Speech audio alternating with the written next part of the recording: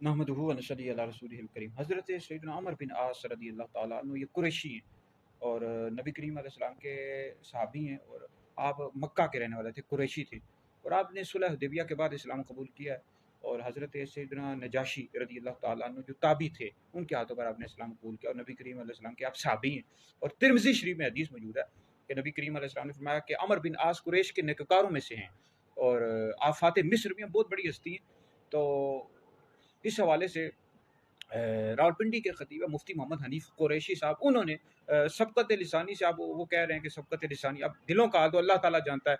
हज़रत अमर बिन आस रदी अल्लाह ताला अन्हु के हवाले से कोई ऐसी गुफ्तगू की जो दुरुस्त नहीं थी, तो बाद में उन्होंने तौबा कर ली।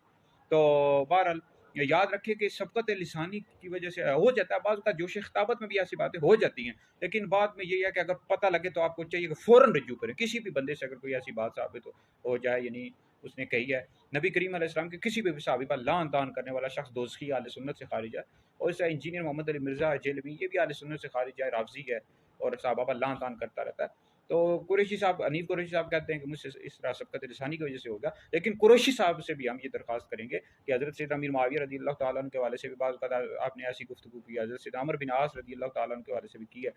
तो आप कह रहे थे कि मैं तो अमर बिन साद कह रहा था क्योंकि वो अहले बैत के कातिलीन में से है, तो अमर बिन आस निकल गया। तो हो जाता है, लेकिन आपको भी चाहिए कि आप बार-बार ये नबी करीम अलैहि सलाम के बाद साहबा उनकी वजह से, तो लोग तो ज़ाहिर बात सोचते हैं ना कि जनाब आप जानबूझकर इस तरह की बातें करते हैं।